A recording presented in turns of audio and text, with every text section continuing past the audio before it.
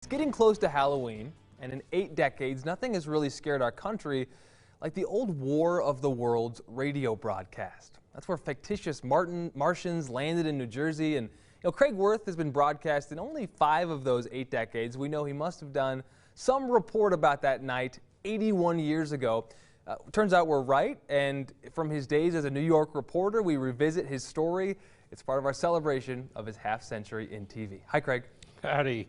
And of course, about 40 years ago, I went to the town where the Martians landed. But that was on the radio program. I was able to find the very folks back then who were there that night. And later, I interviewed the legendary Howard Koch, who wrote the radio play, and asked him about it all and how it happened. Well, as one who loves broadcast history, at this time of the year, I often think of a radio play that terrorized America, War of the Worlds. It was the story of Martians that landed in America, and their first target was a small city in New Jersey, Grover's Mill. Well, 30 years ago, I went to Grover's Mill, and I rounded up the posse of people that spent that night with shovels and pitchforks and guns looking for the Martians. We tune our radio to the day before Halloween, those 81 years ago, and we start our story on Broadway, New York City, 1984. It was an October night in 1938. Many would go home and listen to CBS Radio's Mercury Theater, where they would hear the distressing news that Martians had invaded New Jersey in a series of realistic but fictitious reports. Oh, it was a program that started innocently enough as a music program from New York City. Special bulletin from Trenton, New Jersey. It is reported that at 8:50 p.m. a huge flaming object, believed to be a meteorite, fell on a farm in the neighborhood of Grover's Mill, New Jersey. The object itself doesn't look very much like a meteor, at least not the meteors I've seen. Yes, Grover's Mill, an unsuspecting town back then of about 4 or 5 homes and a mill owned by Mr. Grover. And they all remember inheriting the radio Martians. We talked about it at the lawnmower shop.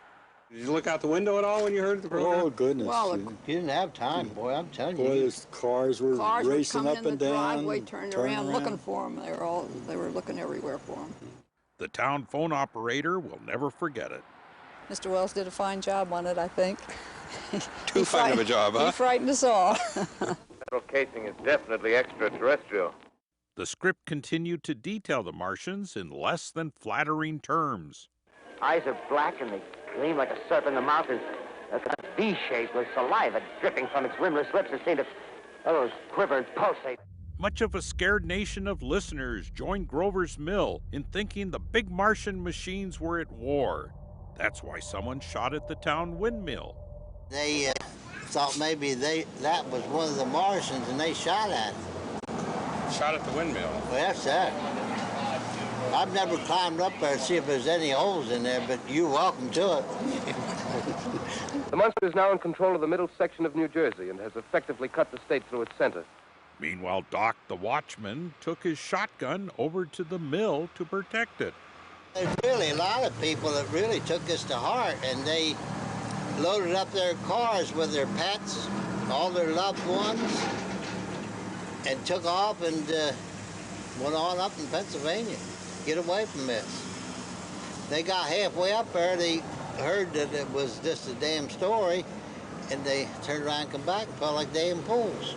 They quit looking through the cornfields, and over on the farm where the radio Martians landed, they only found chickens.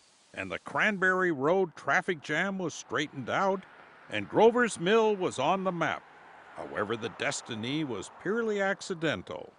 The radio playwright, Howard Koch, told me a secret. I had a map of New Jersey for some reason. So I spread it out, closed my eyes, and put the pencil down. Look, it was Grover's Mill. And I thought, that's has a good sound, kind of a real sound, American sound. We know most cities for famous landmarks and businesses and those that pass through. But this is one place that's noted for something that never was. Enemy now turns east, crossing Passaic River into the Jersey marshes. Another straddles the Pulaski Skyway. Evident objective is New York City. You know, the program was so realistic, the FCC looked into finding the show producers and CBS for scaring America. However, about the time it reached the hearing stage, most felt pretty stupid that they had fallen for the story anyway, and there was no fine. Craig, question for you. Was Yes, the sir. playwright, did he have any sense of remorse for what he did? I just thought of that. Such a fascinating piece of history, by the way. Great story, and you know, I liked the younger hairstyle you had. Yeah, It was nice. that was a different time, a different era, and it was remarkable to find those people, you know, and of course then it had only been 35, 40 years, but I don't think they felt remorse. It was a story, it was fictitious. A little scary. Well, finding people for getting scared. I kind of like that idea. I get spooked easily. If we could find folks for that. If we find everyone who was scared, oh.